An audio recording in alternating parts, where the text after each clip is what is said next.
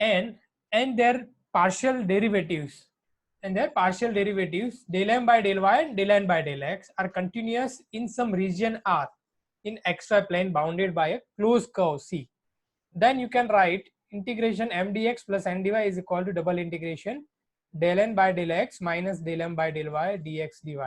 So throughout this lecture we will discuss about this Green's theorem, right? This is the formula of Green's theorem, left hand side and right hand side. So try to remember the formula, exact formula equation, right? So what is Green's theorem? So we can convert any line integral to double integral as well as double integral to single integral. Even last to last lecture में किसी ने question किया था कि sir ये double integration से कर सकते हैं.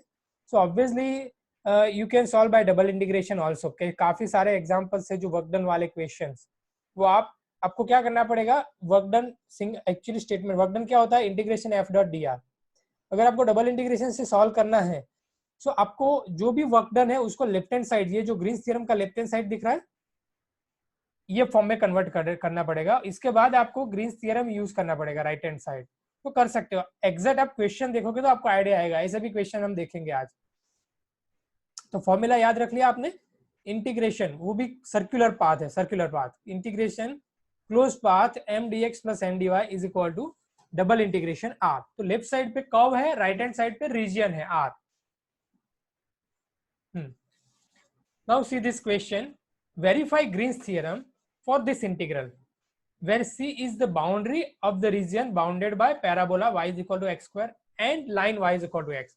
ये क्वेश्चन 7 मार्क्स में आएगा. एक क्वेश्चन 7 मार्क्स में ग्रीन्स थ्योरम का. यहाँ पे वेरीफाई भी हो सकता है या तो यूज भी लिखा हो सकता है. तो दोनों टाइप के क्वेश्चन में करवाऊंगा आपको, राइट. उसमें ध्यान रखना है कि यूज अगर लिखा है कि यूज ग्रीन्स थ्योरम तो कहां तक करना है, वेरीफाई ग्रीन्स थ्योरम है तो कहां तक करना है. Clear.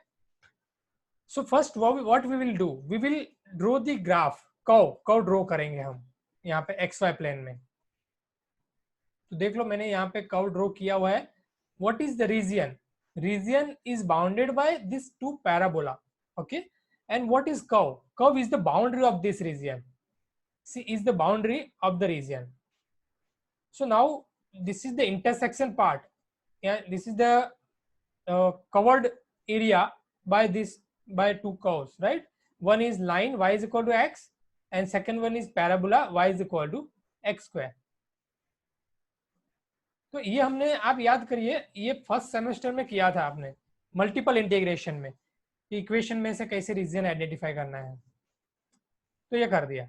Okay. Now first we will think about left hand side part of the Green's theorem. तो first write down the Green's theorem. ये लिख दिया देखो, M D x plus N D Y.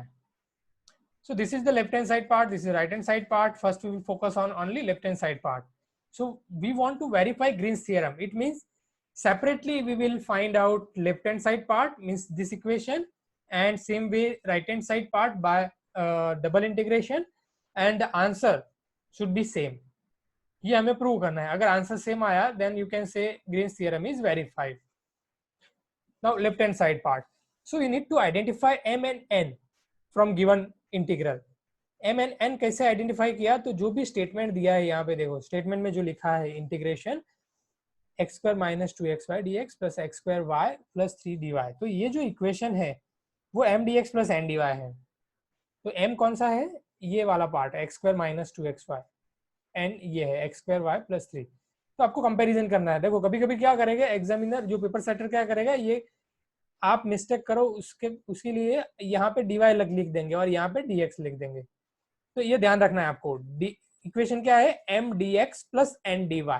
तो dx के साथ जो है वो m है, dy के साथ जो है वो n है. Clear.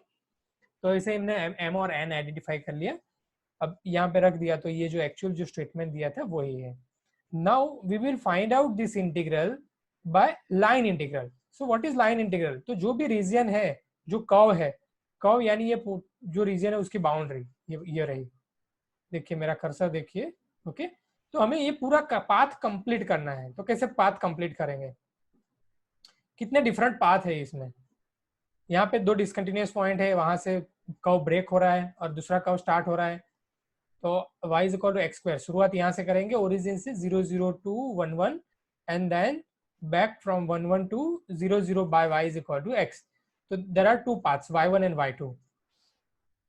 So total curve is i1 plus i2. i1 plus i2 यहाँ पे लिखा है i1 plus i2. ऐसे प्रीवियस लेक्चर में भी क्वेश्चन किए हैं, 4 पाथ वाले भी किए हैं. Now first think about i1 path. So along i1 path, so what is the equation of i1 path? Y is equal to x square. Now there are two options. Either you can use directly, you can use this equation to convert into one variable, or you can use the parametric equation of parabola. Okay, both are correct. मैं ऐसा कर रहा हूँ, ultimately तो हमें one variable में convert करना है, या तो आप x में करो या तो t में करो, कोई भी वेरिएबल. तो y is equal to X square दिया है रिलेशन, तो मैं लिख दूंगा dy is equal to 2x dx, derivative कर दिया, और y और dy की वैल्यू मैंने जो स्टार इक्वेशन स्टार ये जो रहा उसमें रख दो, और वो पार्ट होगा i1. तो 0 to 1 x square minus 2x cube, ये पूरा इक्वेशन रख दिया. पूरा इक्वेशन रखने के बाद मैंने क्या किया, y की जगह पे x स्क्वायर भी रिप्लेस कर दिया इसमें. ये जो है उसमें y की जगह पे x स्क्वायर रिप्लेस कर दिया और dy की जगह पे 2x dx. तो हमें ये इक्वेशन मिल रहा है. इक्वेशन x के फॉर्म में है. तो x कितना वेरी करेगा, तो आप देख लो, कर्व देख लो. ये जो y1 पाथ है वो कहाँ से शुरू हो रहा है और कहाँ एंड हो रहा है. तो वो जो दो पॉइंट है उसमें x कितना वेरिएशन आ रहा है, x में 0 to 1. तो x वेरी जो कर रहा है 0 to 1. फिर आगे इंटीग्रेशन कर दीजिए, राइट. इंटीग्रेशन 19/6, ये आंसर आया. This is not final answer, this is only i1 path. Now left hand side part is depend on to curves, i1 plus i2. तो अब i2 के लिए सोचिए, i2 क्या है, what is i2? i2 is y is equal to x, and we are coming back to the origin from 1 point. So y is equal to x, then dy is dx. अब ये जो value है वो दो रख दो. Again convert, equation will be in terms of x, but limit is very important, क्योंकि हम बैक आ रहे हैं ना, 1 to 0 0 आ रहा है. Direction is also important, then only you can complete the curve. अगर डायरेक्शन वो नहीं रखोगे तो कर्व कैसे कंप्लीट होगा. तो 1 to 0. क्लियर, थोड़ा सिंप्लीफाई किया. Then integration with respect to x and substitute limits, minus 35/12. अब ये i1 plus i2 जैसे इक्वेशन स्टार में मैंने लिखा था, कि total left hand side part is i1 plus i2, दोनों को ऐड कर दिया, then we are getting 1/4. So this is the left hand side part only. ये तो हमने पहले लेक्चर में भी, लास्ट लेक्चर में भी किया था, लाइक प्रीवियस लेक्चर में हमने किया करते थे ऐसे क्वेश्चंस. तो अब नया क्या है. Now what is Green's theorem? Green's theorem is left hand side part is equal to right hand side, means integral line curve line integral to region integral. अब right hand side part ही है Green's theorem का. Formula देख लीजिए, del n by del x minus del m by del y dx dy. Now already we have identified n and m. Take derivative of n with respect to m x and with m with respect to y. Okay, तो ये जो portion आया ये क्या हुआ, इतना part 2xy plus 2x. Now we have two variables and two symbols, right? dx dy यहाँ पे लिखा है, और two variables है, two symbols है. डबल इंटीग्रेशन आया. अब ये फर्स्ट सेमेस्टर का कंसेप्ट है, फर्स्ट सेमेस्टर में जो किया था वो कैलकुलस में, मल्टीपल इंटीग्रेशन में. How to identify the limits of double integral. So see the region, identify the limits from given region. ये जो रीजन है उसमें से लिमिट कैसे आइडेंटिफाई करते थे. x मैक्सिमम कितना वेरी करेगा, ऐसे आप आइडेंटिफाई करते थे, याद करिए. x मैक्सिमम लिमिट x की है 0 0 to 1 1, यानी ये पॉइंट से ये पॉइंट तक. और y कैसे वेरी करता है, तो y के पैरेलल जाइए, कि y के पैरेलल जाइए आप y की लिमिट आइडेंटिफाई करने के लिए. तो इनिशियल कौन सा कर्व क्रॉस करके आपको रीजन में एंटर होना पड़ेगा, ये y is equal to X square. और आप जैसे भी आप कंटिन्यू करोगे तो आप यहाँ से एग्जिट करोगे, ये रीजन में से, ये रीजन में से यहाँ से आप एग्जिट करिएगे, राइट, करोगे. तो ये y is equal to X है. So lower limit from y is equal to X square, upper limit from y is equal to x. तो सब्जेक्ट बनाइए y, तो दोनों ऑलरेडी ऐसे फॉर्म में ही है, y in terms of x. तो lower एक लिमिट आएगी 0 to 1 x की लिमिट, और y की लिमिट आएगी x स्क्वायर टू x. और आप क्रॉस सेक्शन लेके भी कर सकते हो. Okay,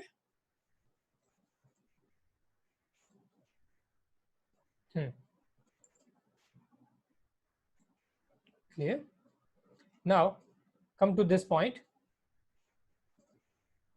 Now we are taking integration with respect to x, पहले integration with respect to y कर दिया because y is depend on x, y has there is x variable in limit of y, so first we have to take integration with respect to y and then whichever is constant limit we can use at last. देख लीजिए integration with respect to y, substitute upper limit and lower limit, then integration with respect to x, and we are getting 1/4. So you can see left hand side and right hand side both are same, so hence left hand side and right hand side are same of the Green's theorem is that integration m dx plus n dy is equal to this, hence Green's theorem is verified. Yeah, this way you can verify the Green's theorem. You have to think about both sides. Left hand side by line integral, which we have already discussed in the previous lecture, and right hand side by double integration, which is also completed in first semester. Now next question. अच्छा, इससे पहले मैं आपको एक और question करवा दूं क्योंकि इसके जैसा है, नहीं ये यूज वाला है. ओके, पहले वेरीफाई वाला कर लेते हैं. चलिए question number 2. Verify Green's theorem for the function f where c is the rectangle in the xy plane bounded by this. अब देखो डिफरेंस क्या है प्रीवियस क्वेश्चन और ये क्वेश्चन में. प्रीवियस क्वेश्चन में डायरेक्ट आपको इंटीग्रल दे दिया था, इंटीग्रल करके m dx plus n dy वाला फॉर्मेट दे दिया था. यहाँ पे आपको वेक्टर f दिया है. तो ये जो मेथड है which is also known as the tangential form of Green theorem बोलते हैं इसको. तो इसमें आपको क्या होगा, tangential form of Green theorem, कि इसमें आपको direct integral left hand side part से कंपेयर कर पाओ ग्रीन थियरम के, वैसा फॉर्म नहीं होगा. आपको वेक्टर दिया होगा, तो वेक्टर में से left hand side green theorem का लेफ्ट हैंड साइड वाला पार्ट आया, वैसे कैसे कन्वर्ट करना है उसको. तो आपको एक स्टेटमेंट में दिखा देता हूँ, लास्ट में मैंने लिखा हुआ है आई थिंक एक क्वेश्चन में. वो ये रहा, देखिए ये देख लीजिए. Tangential form of Green's theorem is this, integration f dot dr is equal to integration m dx plus n dy. यहाँ तक तो अभी हमने किया, ये पोर्शन तो हमने अभी कर लिया, राइट. बट ये form left hand side part कहाँ से लाना है, अगर नहीं दिया है तो आपको उसके जगह पे वेक्टर दिया होगा, तो f डॉट dr करोगे तो आपको ये फॉर्म मिल जाएगा. So ultimately this is the work done bounded by work done of close path. समझिए. यस, ये आ जाओ ये क्वेश्चन पे. तो हमने क्या किया, Green's theorem f dot dr करेंगे आप तो आपको ये फॉर्म मिल जाएगा. f dot dr function f दिया है x square plus Y square I minus 2xy j, और dr is dxi plus dyj. Dot product करोगे आप दोनों का तो आपको ये मिल गया. अब प्रीवियस क्वेश्चन में डायरेक्ट आपको ये फॉर्म दिया था, इसमें एक स्टेप ज्यादा है, आपको वेक्टर दे दिया है. मेथड सेम है. सबसे पहले क्या करेंगे, आप जो भी आपको रीजन दिया है बाउंड्री डिसाइड कर दीजिए. तो यहाँ पे लाइन के इक्वेशंस दिए हैं, 4 लाइंस दिए हैं, तो चारों लाइन को आप ज्वाइंट करके ये रीजन बन रहा है. एक बार हम जाएंगे बाउंड्री थ्रू यानी लाइन इंटीग्रल, और एक बार हम करेंगे लाइन रीजन इंटीग्रल थ्रू यानी डबल इंटीग्रेशन. चलिए शुरुआत करिए लेफ्ट हैंड साइड पार्ट से. m dx plus n dy ये फॉर्म आया, बट कितने डिफरेंट कर्व है, बाउंड्री कहाँ से ब्रेक हो रही है, 4 पॉइंट से बाउंड्री ब्रेक हो रही है, राइट. तो 4 है, तो i1 plus i2 plus i3 plus i4. Now along i1 path, think about i1 path. What is the equation of i1 path, y is equal to 0. So y 0 then dy 0. Substitute this equation in equation star, y और dy की value, तो आपको ये मिल गया. And it is in the form of x. So think about the limit of x. Limit of x is 0 to a. So we are getting a1 is equal to a cube by 3. देखो बहुत easy है. देखो आप देखो ज्यादा difference नहीं है, पूरे चैप्टर में जितनी भी मेथड्स की है बहुत सिमिलर मेथड्स है. ऐसा भी एक क्वेश्चन हमने पहले लाइन इंटीग्रल में कर दिया, प्रीवियस मेथड में भी. तो ज्यादा कुछ ऐड नहीं हो रहा है आपको. मिनिमम आप प्रैक्टिस में, बहुत कम प्रैक्टिस में आप अच्छे स्कोर कर सकते हो ये चैप्टर में. इसका वेटेज भी ज्यादा है, जैसे मैंने बताया 18 मार्क्स. लास्ट टाइम का एक पेपर मैंने आपको दिखाया था, उसमें 21 मार्क्स भी था, राइट. हमने कैलकुलेट किए थे, सॉरी 24 मार्क्स था. Along i2 path now think about I2 path. I2 path यानी हम ये I1 कंप्लीट हो गया, अब I2 पे जाइए। I2 is x is equal to a, x is equal to a यानी dx क्या होगा 0 because x is constant throughout this curve. तो x और dx की वैल्यू रखोगे आप तो आपको बचेगा कौन, y ही रहेगा y के फॉर्म में। फिर डिसाइड कर लो y की लिमिट क्या है। तो ये जो I2 पाथ का अभी डिस्कशन कर रहा है तो y कितना वेरी कर रहा है 0 टू b, 0 टू b, और इंटीग्रेशन करके रख दिया minus a B square. Now along I3 path का इक्वेशन है y is equal to b, जो हॉरिजॉन्टल लाइन है ओके एट बी पॉइंट पे, तो y is equal to b, dy is equal to 0। ये दोनों वैल्यू यहाँ पे रखी तो x के फॉर्म में आ गया। इंटीग्रेशन करिए, लिमिट ध्यान रखना आप, जैसे मैं हर एक टाइम पे मैं आपको बोल रहा हूँ लिमिट a टू 0 क्यों आया, क्योंकि पूरा कन्वर्ट हो गया x और I3 पाथ मूव हो रहा है a टू 0, रिवर्स है direction. Similarly find out I4 path which is x is equal to 0। अब चारों को ऐड कर दो, I1 plus I2 plus I3। और कैसे लिखना है वो भी इंपॉर्टेंट है। देखो एग्जाम में क्या करते हैं जल्दबाजी में आप ये करते हो कि लेफ्ट हैंड साइड पार्ट नहीं लिख रहे हो, आपने मान लो कि I4 तक यहाँ तक ये कर दिया, फिर तुरंत आप शुरुआत क्या करोगे डायरेक्ट ऐड कर दोगे, बट ये नहीं दिखाओगे कि लिटरली हम ये ऐड कर रहे हैं। तो ऐसा मत करिए। मैंने जो ये पीडीएफ आपको इसलिए बना रहा हूँ, पीडीएफ बना के आपको सेंड कर रहा हूँ कि आप देखिए एग्जैक्टली एग्जाम में लिखना भी कैसे है वो भी देख लीजिए, ताकि आपके मार्क्स ना कटे। राइट, मेथड आप पूरा समझ गए हो, आपका आंसर भी सही आएगा, फिर भी चांसेस है कि आपके मार्क्स जो है मैक्सिमम मार्क्स मान के 7 मार्क्स का सम है तो एग्जामिनर 1-2 मार्क्स काट भी सकते हैं क्योंकि आपने प्रॉपरली लिखा नहीं है इसीलिए। राइट, तो कैसे लिखना है वो भी देखना है। लेफ्ट हैंड साइड पार्ट जो था पूरा आया minus two A B square. अब right hand side part del N by del x minus del M by del Y D X D Y. यहाँ पे भी लोग गलती क्या करते हैं राइट, एग्जाम में ये गलती कर देते हैं कि del n by del y लिख देते हैं और del m by del x लिख देते हैं। तो वो भी आपको ध्यान रखना है कि एन के साथ कौन सा डेरिवेटिव है और एम के साथ क्या है। ओके, तो डेरिवेटिव करके यहाँ पे रख दिया, अब लिमिट आइडेंटिफाई करना है। सो लिमिट ये तो इजीली आप आइडेंटिफाई कर सकते हो क्योंकि स्क्वायर है रेक्टेंगुलर है उसमें तो स्ट्रेट लाइन ही बाउंड्री है। तो एक्स कितना वेरी कर रहा है 0 टू ए और वाई कर रहा है 0 टू बी। और ऐसा जरूरी नहीं है कि आप एक्स और पहले इंटीग्रेशन एक्स का करो और वाई का करो, कोई भी फॉर्म कर सकते हो क्योंकि कांस्टेंट लिमिट है चारों। प्रीवियस क्वेश्चन में ऐसा पॉसिबल नहीं था, उसमें कंपलसरी आपको जो फॉर्म में जिस लिमिट में वेरिएबल है वो ही पहले करना था और फिर इंटीग्रेशन कर दिया। तो इतना जो पोर्शन है आपको इंटीग्रेशन, ये फर्स्ट सेमेस्टर का पोर्शन है तो आपको ये रिकॉल करना पड़ेगा ये टॉपिक डबल इंटीग्रेशन का। और ज्यादा कुछ नहीं है, बस 1 बाय 1 इंटीग्रेशन करना है। ओके पहले आप x with respect to x भी कर सकते हो, विथ रिस्पेक्ट टू वाई भी कर सकते हो, but you have to remember, you have to identify what is the limit of x when you are taking integration with respect to x. So you have to use limit of x first, right? अगर आप गलती से dy by dx लिख दोगे और limit यही रहेगी change नहीं करोगे तो भी गलत हो जाएगा।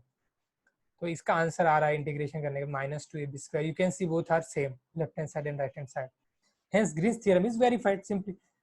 तो इससे अच्छा ये सेंटेंस लिखो, उससे अच्छा आप पहले मैंने प्रीवियस लेक्चर में लिखा, प्रीवियस एग्जांपल में लिखा है वैसे पूरा ग्रीन्स थ्योरम फिर से लिखो।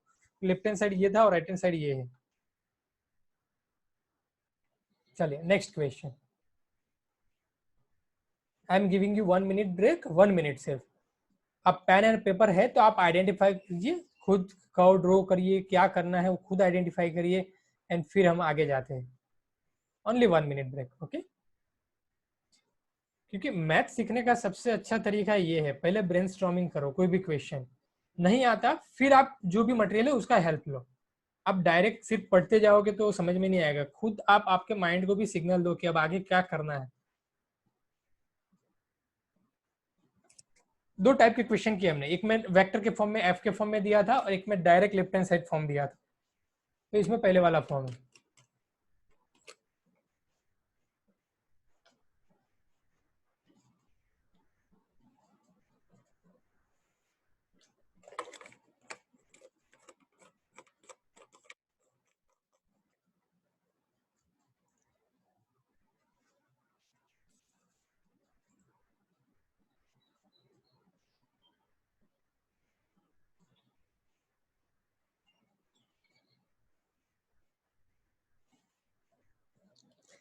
क्लियर, देख लिया आपने?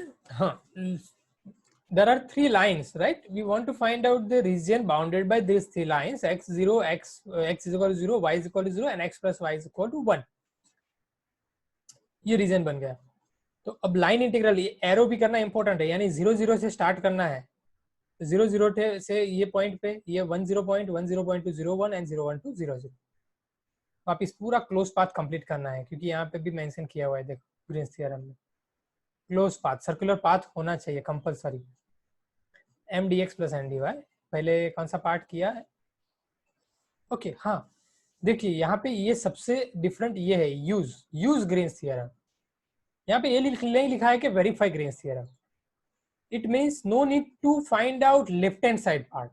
See, because left hand side part is already given in the statement. So we will compare left hand side by right hand side of the Green's theorem, and we will solve right hand side part. तो Green's theorem ये है। अब ये Green's theorem का use करके हमने ये लिख दिया रिजल्ट। अब आप सॉल्व करोगे राइट हैंड साइड पार्ट से। Del n by del x क्या होगा और del m by del y क्या होगा, डेरिवेटिव डायरेक्ट। तो एम एन एन आइडेंटिफाई कर लिया है मैंने यहाँ पे, जो भी फॉर्म दिया है उसके हिसाब से इंटीग्रेशन कर दिया with respect to y and with respect to x. Integration कर दोगे तो आंसर ये आएगा, जीरो आंसर आ रहा है। Clear? Left hand side part करोगे तो भी आपको जीरो ही आंसर आएगा, बट यहाँ पे लेफ्ट हैंड साइड पार्ट नहीं करना है। क्यों नहीं करना है? क्योंकि सिर्फ यूज लिखा है, और यूज कहाँ पे किया हमने? Green's theorem. देखो तो ये यूज किया है हमने यहाँ पे, ये यूज हो गया है यहाँ पे, क्योंकि आपको तो बोला था स्टेटमेंट में दिया है left hand side part, but हमने लेफ्ट हैंड साइड पार्ट नहीं किया, राइट हैंड साइड भर के दिया, तो ग्रीन्स थ्योरम यूज हो गया ना यहाँ पे इक्वल होके। अच्छा, अगर गलती से आप राइट हैंड साइड पार्ट नहीं करते हो, पूरा लेफ्ट हैंड साइड पार्ट ही कर देते हो, integration M D x plus N D Y, कैसे? Line integral through I1 I2 I3 ऐसे करके कर देते हो अगर, तो आपको 0 मार्क्स मिलेंगे 7 में से। क्यों 0 मार्क्स? क्योंकि आपने ग्रीन्स थ्योरम तो यूज ही नहीं किया, आंसर सही आ रहा है आपका, बट ग्रीन्स थ्योरम कहाँ यूज हुआ? अच्छा, ऐसे अगर क्वेश्चन यानी आपको दिया है लेफ्ट हैंड साइड पार्ट और आप right hand side part solve करो, तो वो ग्रीन्स थ्योरम तभी यूज हुआ। क्लियर? चलिए आगे कंटिन्यू करते हैं। तो यूज और वेरीफाई में क्या डिफरेंस था मैंने बताया। Verify tangential form of Green's theorem, it is nothing but same theorem, but एक इतना आपको ऐड कर देना है आगे स्टेटमेंट में, integration F dot D R, ये तो दोनों आपने किया है, तो ये नया फॉर्म ये आपको यहाँ पे लिखना है अगर ऐसा लिखा हुआ आया तो। एक लास्ट जो 2 पेपर मैंने आपको दिए थे, राइट, लास्ट ईयर के जो 2 पेपर, एक रेमेडियल का था और रेगुलर एग्जाम का, तो दो में से किसी एक में ऐसा एग्जाम्पल है, आप देख लेना। Verified tangential form of Green's theorem, तो कुछ नया नहीं है, एफ डॉट डी आर करना है, उसमें आपको ऑलरेडी वेक्टर के फॉर्म में दिया होगा एफ स्टेटमेंट में, एफ डॉट डी आर करोगे तो आपको ये फॉर्म मिल जाएगा। तो लेफ्ट हैंड साइड पार्ट ये है, एफ डॉट डी आर कर दिया, ये आया। जैसे ये फॉर्म आया, now you can identify m and n, m is x minus sine y and n is cos y, I1 plus I2 plus I3, क्यों 3? क्योंकि यहाँ पे ये देखो आप, ट्राइंगल है तो ये 3 बाउंड्रीज है, एजिस 3 एजिस। तो I1 पाथ क्या है? y is equal to 0, dy is equal to 0।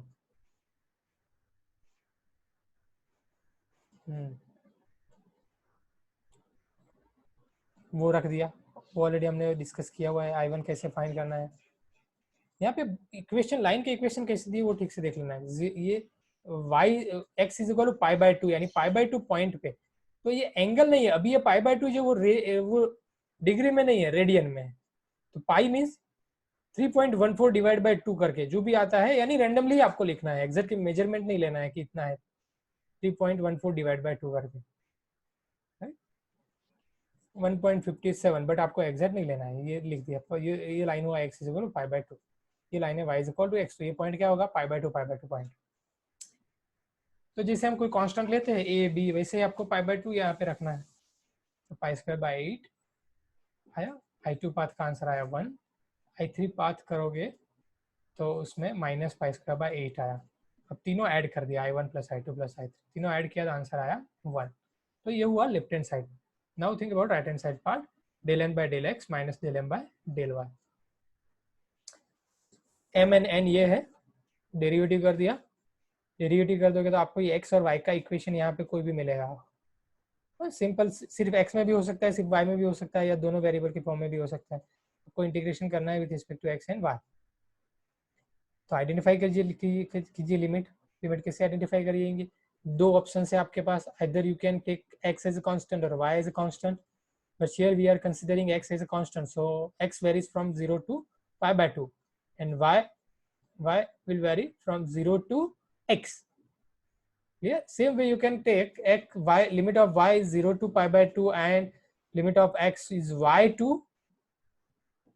pi by 2, ऐसे भी ले सकते थे, दोनों सही है। तो यहाँ पे हमने x कांस्टेंट रख के लिख दिया है इंटीग्रेशन।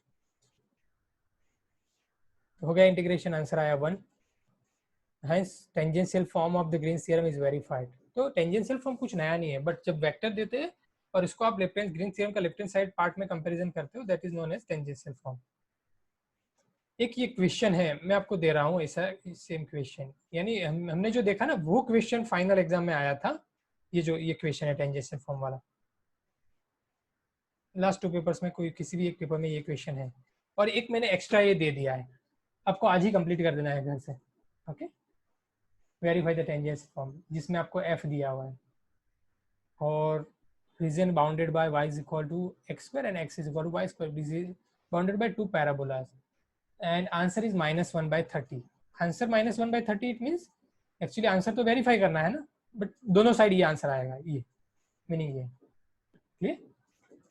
मैं अभी आपको अनम्यूट कर रहा हूँ, जिसको डाउट है वो आ जाइए फटाफट। Now we have only 6 minutes, तो बाद में मैं, अच्छा एक काम करिए, डाउट बाद में करते हैं, पहले मैं मिड सेमेस्टर का डिस्कशन कर लेता हूँ। तो ये मेरा मैसेज है आपके लिए मिड सेमेस्टर का। So how we will conduct the mid-sem exam, what will be the syllabus of mid-sem exam, mode of test क्या होगा, कितने मार्क्स का होगा, क्या उसका पैटर्न है, राइट? ये सब दीजिए, मैसेज एक बार पढ़ लीजिए। So as the lockdown time is increased, we are unsure whether we will be able to get any time in the future for the physical mid-sem